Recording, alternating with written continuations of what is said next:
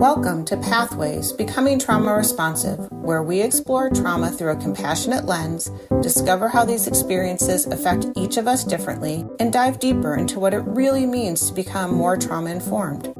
I'm your host, Dr. Elizabeth Meeker, Senior Director of the New York State Trauma Informed Network and Resource Center, funded by the New York State Office of Mental Health. The network advances the collective understanding of trauma, wellness and healing, and trauma-informed practices in action. This podcast is produced by CCSI. The views, opinions, and content expressed in this podcast do not necessarily reflect the views, opinions, or policies of the New York State Office of Mental Health or CCSI.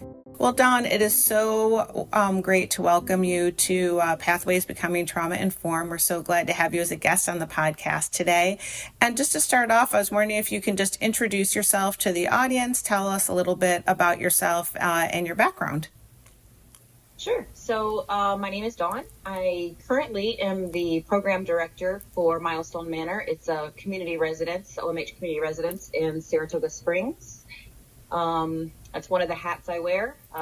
Another hat I wear is I'm mom to two kids. I have a 15-year-old daughter and an 11-year-old boy. Prior to being the program director for Milestone Manor, I spent many years in care management. And it was during that time that I really discovered ACEs and trauma-informed care, and during that time published Parenting with PTSD, which is a book focused on the experience of parenting when you have lived through childhood trauma.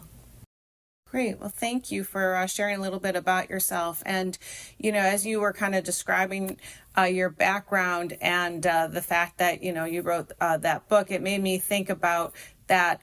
Learning about ACEs and trauma-informed care sounds like it had a pretty profound effect on you, to the fact that you felt compelled to share this information as widely as possible. So can you talk a little bit just about kind of your aha moment around learning about trauma and trauma-informed practices and what that was like for you? Yeah, for sure. It definitely did change the entire trajectory of my life. When I was a stay-at-home mom, I took about 2.5 years to stay at home after my son was born. And during that time, in order to stimulate my brain, I started to write a lot. And at first it was articles more or less about just funny stories about parenting and whatnot. But as I started to write, a lot of stuff started to come to the surface about childhood experiences, motherhood when you have depression. At the time, I will tell you, PTSD was not in my vocabulary. Mm-hmm. Even though I had worked in the field for, at that point, over 10 years, and had been in treatment myself, those 4 letters were not in my vocabulary. Mm-hmm. What happened was I had published an article called Raising a Daughter as a Survivor. And that got published on a platform at the time. It was called Scary Mommy. It was a rather large mommy blog, as they called it back in the day, platform, and it reached about 800,000 people at the time. Wow. And I had one mom in British Columbia, Canada, email me and say, I've never heard anybody talk about this before. It's exactly what I'm going through right now, raising my 2 sons. Wow. Getting hit with triggers just through the process of motherhood. So long story short, we started talking a little bit, and she said, do you want to write a book with me? And I said, yeah, let's do it, because we had both gone looking for resources on this topic and couldn't find anything, articles, nothing.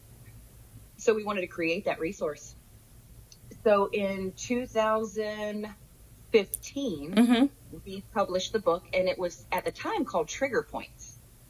Because again, PTSD is not on either one of our radars. So then a year later, I was driving home from work, and I was really into TED Talks at the time, and I found the Nadine Burke-Harris. Sure. TED Yeah. Right? How childhood trauma affects health across the lifetime. I had to pull over Wow. because I was shaking when she is talking about the effects of trauma on the developing brain and nervous system. It was a game changer for me. Mm-hmm. It all of a sudden, science was replacing shame Mm. in real time, Mm-hmm. and it had a profound effect on me. From that time, I dove into everything I could find around the ACEs study. Mm-hmm. And this term, trauma-informed care, kept popping up. Mm-hmm. But I didn't understand it. I didn't know what it meant. It wasn't really until I took a deep dive in that direction Uh-huh. and found the sense of, outline of Right. what it really is, Mm-hmm. started to click. And then I knew I had found the gap in care that I had been feeling Mm-hmm. and hearing and experiencing, both personally and professionally, Mm-hmm. my whole life. Wow.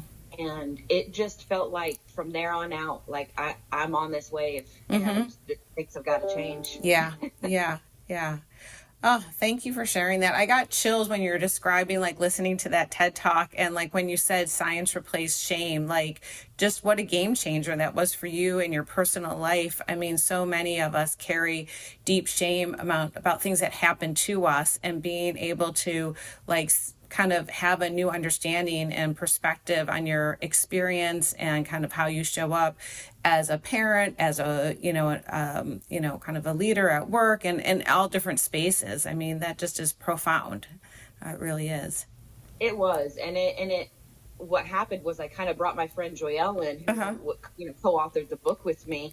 And we were like, we have to re-release the book Yeah. because this is what was missing. And so then it became parenting with PTSD, Mm-hmm. because also through that process, we were saying the word triggers, but we had no idea that what we were actually living with was post-traumatic stress. Right. So it just made sense to add this information into the book and release it in a more comprehensive way. Right. Right. Yeah, absolutely. So I'm curious, as you learned about this and kind of reflected on it as a parent, I'm wondering also then how it kind of started to show up at work for you, because, here you are in a human service mental health field, and similar to me, like went through training, like we just, talked about PTSD as a diagnosis, mostly for people who had experienced war, like, right? It wasn't something that was even focused on in any depth, childhood abuse, all of those things. And so I'm curious for you, when you kind of had this moment of new understanding, what did it mean for you kind of at work and the work that you were doing? Yeah. So it was right about the time that we were rebranding the book that I re-entered the workforce. And I re-entered back into care management. At that time, it became helpful home care management. Right. The ICM motto had just gone away. So once I got my feet, kind of steady on the ground in my new position, I decided I was going to bring this information to the executive director. We kind of said, hey, can I have, 20 minutes of your time? And told her about the ACEs study, and how that really kind of translates into the care management and housing services that our agency provides. And I mean, immediately she was like, this makes sense. Let's start talking more about this.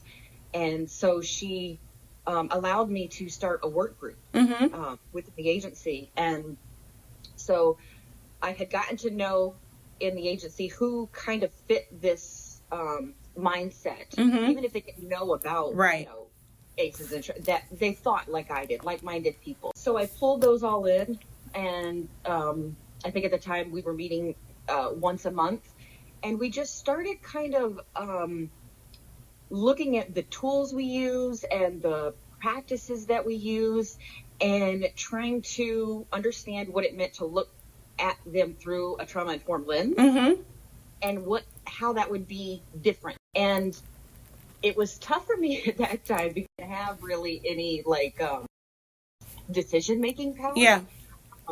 We were coming up with a lot of good ideas, but I also had a full-time position. Yeah. And I was mom, and so it was really hard to kind of implement anything. But it wasn't really until I moved into the program director role in the community residence Okay. that I had the opportunity to really kind of roll this out. Right. And it's funny because I always said I would never do residential care and I would never work in addictions. And then I ended up being the program director for it. Careful what you say, right?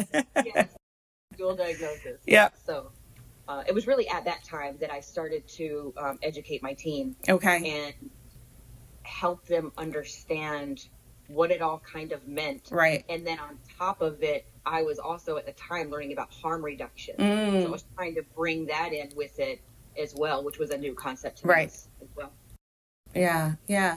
I appreciate you sharing that, because I think one of the things that your story illustrates is the power of an individual. Like, right. So you used, as soon as you found out this information, you're entering the workforce back again. And like, you use your sphere of influence and maybe like pushed a little bit, like, right, going right to the executive director, but you know, it was received well. It gave you entree, even just to start the conversations. Like, even if at the, you know, kind of initial phase, you weren't maybe able to move what you wanted to and implement in the way you wanted to, you were raising awareness across the organization. You were giving space, you were naming things for, it sounds like, for people who were like, you know, yet like-minded, this made sense to them, and now they had words to talk about it, right? And so, you know, that is part of the journey. And then, you know, moving into a position where now you're able to actually start to implement some of those changes. And, you know, I'm curious to hear more about like what that has been like, and also just thinking about, you know, the impact of COVID, and especially in a residential setting and on staff and, you know, the individuals who are being served. It's been a really tough time, and, you know, that collective trauma that we've all experienced and how that, you know, kind of might have shaped or is shaping the work you're doing now. COVID was a beast. Yeah. It really derailed everything, but in hindsight, it actually gave me the opportunity to really bring it home. You know, the beautiful thing and kind of crazy thing about community residences is everything is in real time. Right. I mean, we work in their home. You know, we wake up in our pajamas, they wake up in their pajamas. You know, it is in real time, and that is such a beautiful gift to work with people like that, because when things come up, boom, you're right in the moment, and you can everything becomes a teachable moment. So we really tried to practice with intention, and make everything we do have a purpose and an intention. So what happened, you know, everything shut down, and our folks couldn't go to their day programming. They couldn't even get out to go to Walmart or anything, just like us, you know? So what ended up happening was I had already started thinking about the idea and wanted to implement in-house programming that was trauma informed, that really spoke to kind of that rewiring of the brain. A focus I really had was planning. You know, 99.9% of the individuals that come into our program experience trauma and extensive trauma, no doubt. And, you know, what we know now is that truly just attacks the development on the prefrontal cortex, and it totally throws everything offline. Everybody, you know, individuals have a hard time seeing past what's right in front of them. And that causes so much of the impulsivity that leads people into substance use, self-harming behaviors, interruptions in relationships. So I really wanted to focus on rewiring that ability to plan and see ahead. In addition to that, you have to incorporate some sort of like body-based healing so that individuals can know the difference when they're not truly in their body. So 2 groups we really started out with was a plan ahead in the beginning of the week, to really kind of look at the entire week.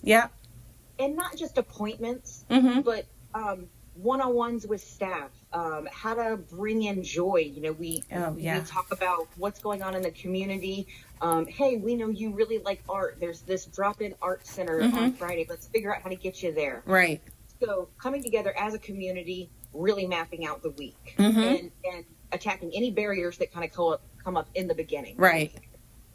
And then a body-based healing group. And it looks different. We were doing, fortunately, we had a couple people come into the house during COVID and do Reiki.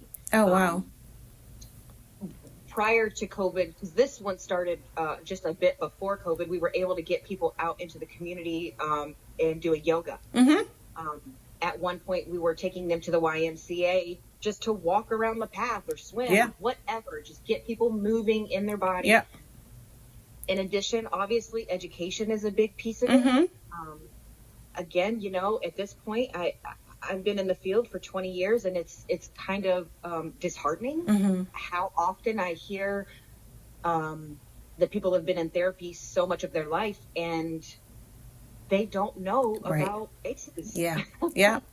They don't understand. The therapists don't know because they weren't trained in this. It's no fault of theirs. It's just this humongous piece of information has left out, and it's unfair. It's unfair for the workforce. It's unfair for the individuals receiving the services. Yeah.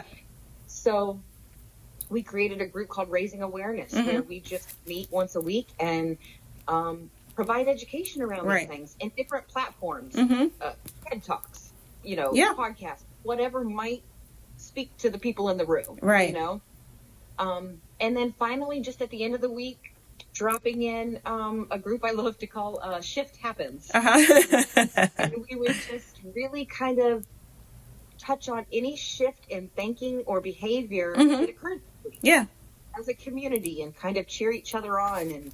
And, and then the only other group really that we've been able to incorporate this far is just a community meeting where we really come together and do that relationship building that we know is so important, and conflict resolution. So really bringing in that programming to try to address rebuilding the brain, recalibrating the system and the brain, really. Yes. As kind of a holistic approach to residential care. Yeah. And, what really struck me as you were describing these different groups that you've built is that these aren't things that require a lot of money or training people up or anything like that. It was, it was intention and really thinking, okay, what are we trying to achieve and how can we do it? Right. And, I love that you had a group that's more focused on kind of what do we need to do to kind of do some rewiring in the brain? Okay. What do we need to do in the body? How do we educate people? And then that opportunity to reflect on the week and what did I learn and how might what do I want to take forward? What might I want to leave behind? And, so it just has such a beautiful flow to it and, something that is really achievable that that other folks could implement, and take and, make part of a practice in whatever setting they're in. I think what's important to add there is none of this would have been possible had I not taken the time to teach my team. Yes. To support my team in doing this. It was a shift, not just in the care that we provide to the people that we serve, but in how we care for each other. Yes. Elizabeth, I had said to you when we were first talking about this, to me, trauma-informed care is just as much or more about the workforce than it is the people we serve. If we don't take care of the workforce, nothing's going to change. Right. We have to come to terms with the fact that the majority of the workforce are people with lived experience. Yes. Okay. And all have good intentions. We come into this field because a lot of us want to help prevent what was done to us, or even better understand what happened to us. Right. Yes. Right. If we ignore that, people burn out, and it causes re-traumatization in the workforce. Yes. And people leave, and it just does more damage than good. It takes longer. It definitely takes longer to operate this way. It's a slower moving progress, but if you don't choose that route and you continue to be reactive versus proactive, nothing changes. Yeah, absolutely. Absolutely. I am so glad that you raised that point, because I do think that this is so important, because this work happens through relationship. And so if we're not pouring into the people who are doing the work, right, we're not going to be able to fully serve the people who we're there to kind of work with and provide care, to. So I just think that is so important that you really highlighted that. And, with that in mind, as you were talking about kind of the impact of COVID, and, we've known in the aftermath, especially kind of indirect services, there is a shortage of staff. It's been a really challenging time. And so I'm curious, like, what that's been like for you on kind of the front lines of this and your staff, and kind of how you've approached that. Yeah, it's been trial and error. What we have found, my team in particular, we're supposed to be a team of 7. Right now we're a team of 5, and we've been at 5 for about 2 years. Wow. Actually, even more. I think before COVID. I actually don't remember what it's like to operate with a full team. Yeah.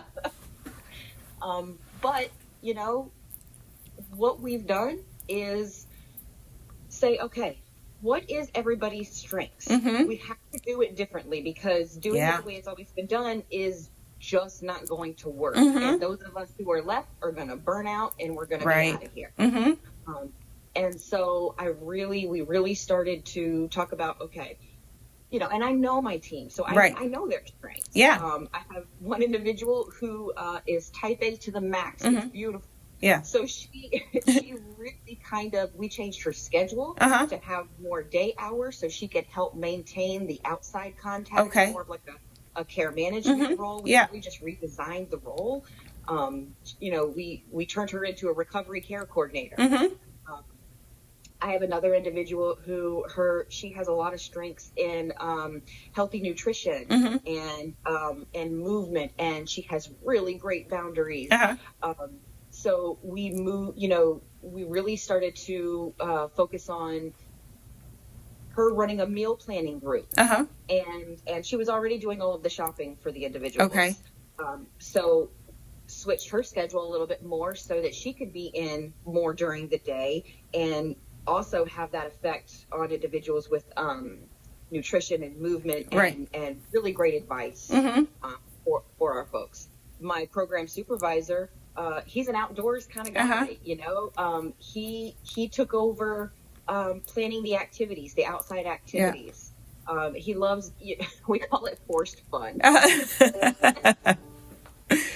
Nobody wants to get in the van on Saturday, but when they do, we get them in there. And then, we go out, we do something fun. Just like us. We want to hunker at home, but when we go out, we do something fun. It feels good. We did. So he kind of took over that role. I have a newer staff now. She's younger, but she's fantastic at really that kind of daily living skill, getting in there and doing the hand holding. And when I say hand holding, we very much operate from a do with, not do for model. And she is so great at that. She's proving to be a very valuable member of our team. So,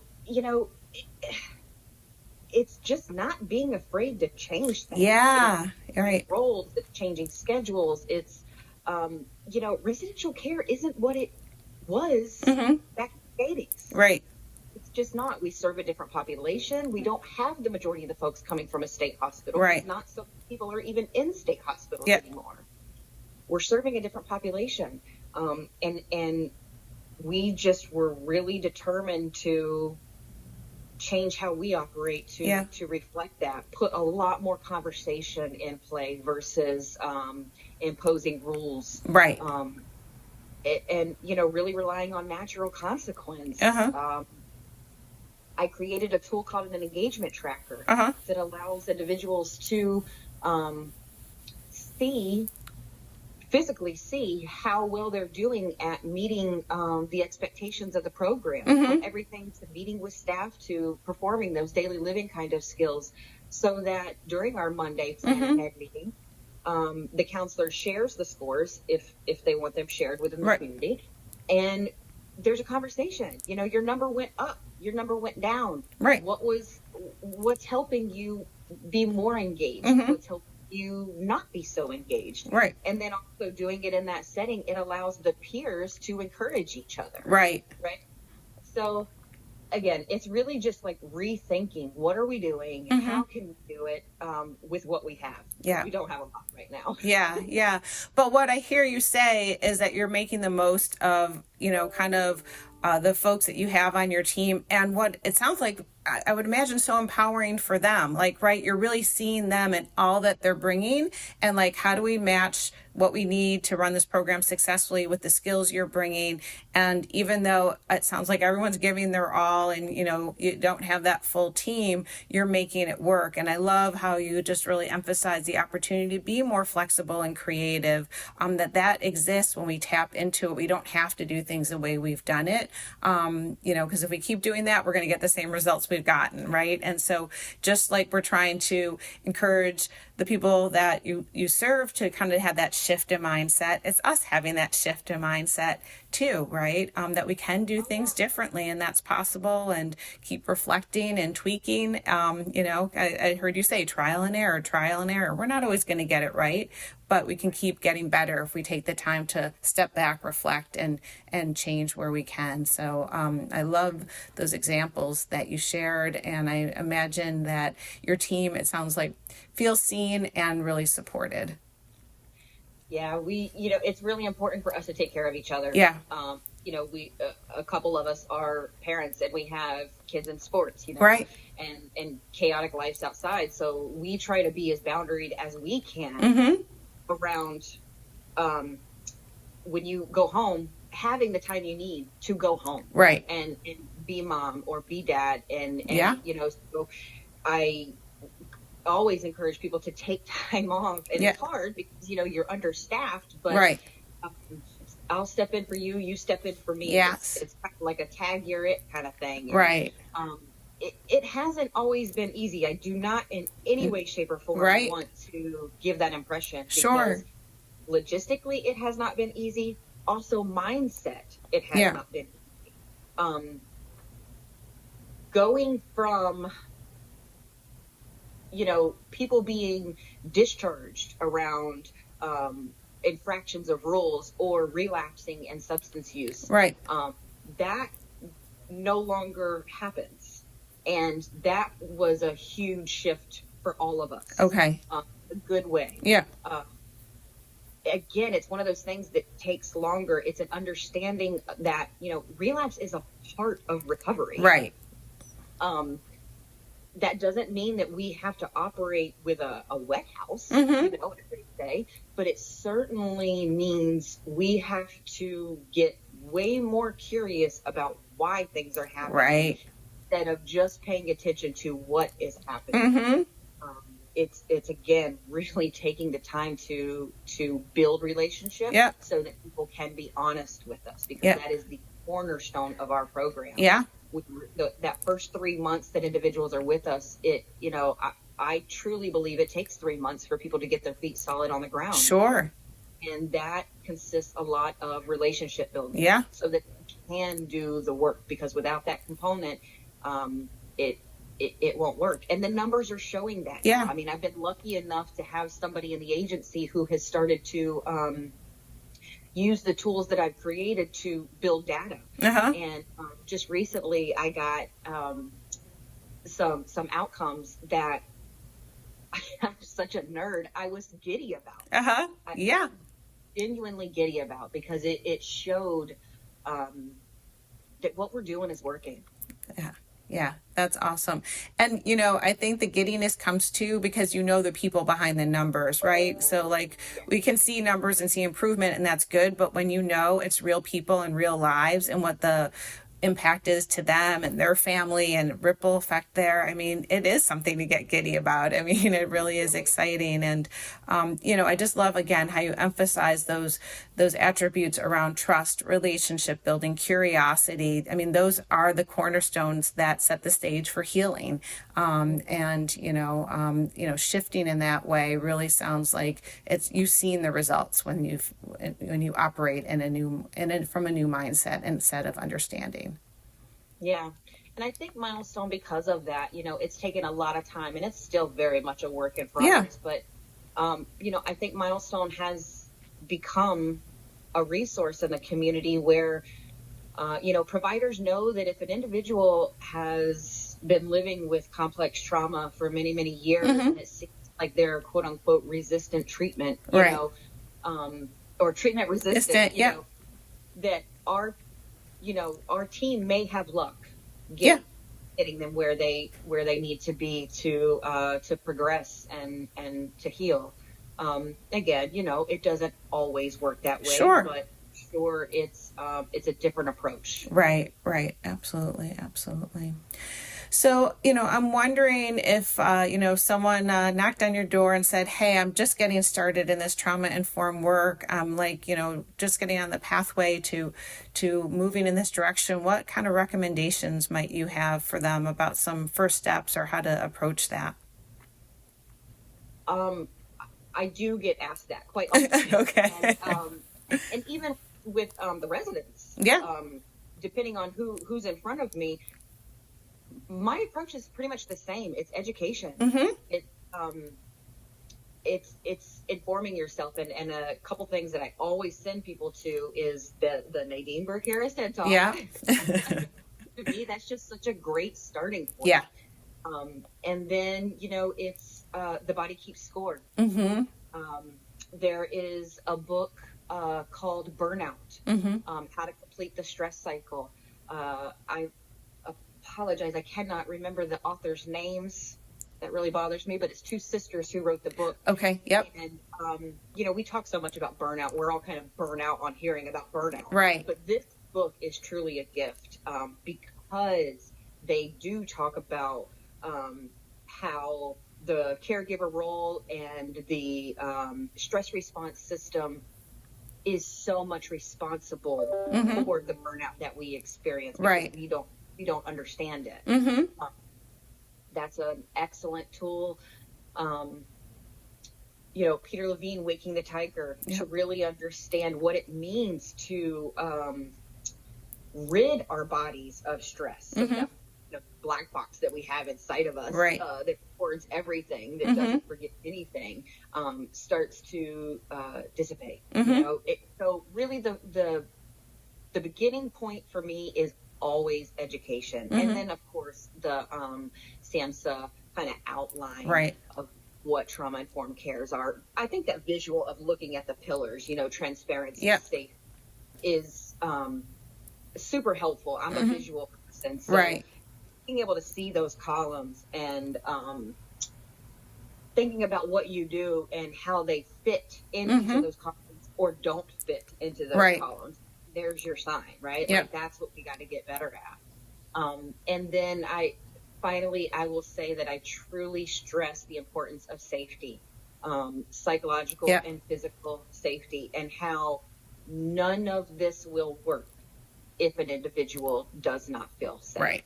Yeah. And that is the number one thing that we have to look for and feel when we're with people. So many of us in this field are intuitive individuals, right? And you have to be able to keep yourself regulated first and foremost, right? So that you can, you can feel the sense of safety in the room for them, but also ask, right? You have to ask. It's so important because none of the work, the relationship building, nothing can be done if individuals do not have that sense of psychological and physical safety. Sure. Yeah. Yeah. No, thank you for all of those recommendations, and we'll be sure to link everything so that people can easily find those resources you highlighted. But I just loved how you kind of ended that with asking someone, because what makes me feel safe is not going to be the same thing that makes you feel safe. And so, like, really, hearing from the individual about what their needs are and what that looks like for them, and keep asking, right? Because it's going to change over time. Like, I'm just thinking, you were talking about that 3-month period, someone just kind of getting settled in your program, what it looks like at day 1 and day 90 is going to be different, right? So we have to keep having those conversations. So any kind of last recommendations or things that you want to share with our audience before we wrap up today? I think really, so much of it is just understanding yourself, having compassion for yourself, and learning what it truly means to be regulated. That's another term that, like, what are they talking about? Regulation is co-regulation. Like, it took me a long time to really understand what it meant, learning about polyvagal theory. Sure. And, so much of it is just taking a deep dive into the information that's out there, connecting to people that already have it or can steer you. Right. I mean, I've never been afraid. It's just part of my personality to pick up the phone and call someone, or send an email. I'm just really thirsty for knowledge, and I never really grew out of the why stage. So using that curiosity is key. To me, it's one of the most powerful tools we have, especially when you're trying to understand trauma-informed care, both from your own personal experiences and other people's. Learning about motivational interviewing and practicing that is key. And again, it just all goes back really to getting to the root of things. We've gotten so comfortable in pathologizing behaviors and stuff that when you know a person's story, it makes perfect sense. Absolutely. And they kept them alive. Yes. People use substances so that they can go through the day without feeling so much pain and suffering. And that's a hard concept for people to understand. That takes time to understand, to sink in. But it's very real. Yes. Like I said, honesty is one of the biggest, cornerstone of our program. We tell people from the get-go, like, if you have trouble with honesty, if you have lied in the past or not told full truths, we understand why people do that. Because a lot of times, when you are in the mental health system or you're in the legal system, when you tell the truth, unfortunately, negative consequences come your way. Right? It makes sense why you would lie. It makes sense why you would isolate. If you grow up in a household with, that where there's a lot of conflict, unpredictability, you're going to hide out in your room and what we now call isolate, to keep yourself safe. So the behaviors that we see, the choices that we see, have been pathologized and almost demonized, and the term attention seeking. I really try to help people understand that it's attachment seeking. That the skills that people have used were very adaptive at some time. And that's how they're sitting in front of us. They made it here. But as we get into adulthood, they become maladaptive. It starts, it causes problems in relationships, the workforce, parenting. So a lot of that is just education for the folks that we work with, helping them understand exactly what I just said. And in doing that, it decreases an enormous amount of shame. And it gets the ball rolling for real work to be done. Right. Another resource that I did not mention that I definitely should have was Brene Brown's work around shame. Yes. I mean, again, another game changer, being able to understand what it is and the power of shame and the antidote being vulnerability. Yeah. Game changer. Yeah, absolutely. Absolutely. Yeah. And, I just love how you just kind of started talking about like know yourself, and whether that's someone who is like a staff member, an individual who's seeking services, like that's right. It's that education. It's applying that to what's happened to you, your history, where you are right now, and that there is that potential for growth and change when you have that understanding, can see things through that new lens, the things that have prohibited you, the messages you've gotten probably from the system as well, like, right? So, it could be from your family, from the system, from, other folks, and just having that new understanding can just shift and allow for that healing to occur. But it's like clearing away that old messaging and storing and narrative about who you are, and kind of, the way you've shown up, as you said, to survive, and right, and then to shift the gear so that people can now be set up to thrive. Right. Yeah. And I think it's important for me to share that I don't have a master's degree. Mm-hmm. I've always been direct care, boots on the ground. Uh-huh. This information is out there, and over the past 5 years, I'm kind of blown away at the accessibility to it, and just thrilled at the accessibility to it. There are non-clinical best practices we can use. Something as simple as a RAP plan. It's been proven over and over again to be effective. You don't need to be a clinician I always say you don't need to be a therapist to be therapeutic. Yep, 100%. If you have the education, yes, stay in your lane, for sure. But again, I always say I don't have a PhD, but I do have PTSD. And so it's using your experience and drive to inform yourself. Right. It's information. Yep. It's gaining information and then disseminating that information to your team and the people that you love, so that we can all start to move through this world looking through a different lens. Yeah.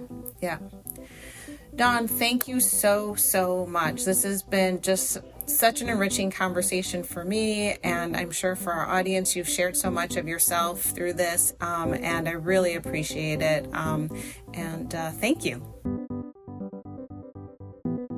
Thank you for joining us today. Please visit our website, traumainformedny.org, for additional trauma-responsive resources, events, and training opportunities. Subscribe to our podcast to be notified when our next episode is released.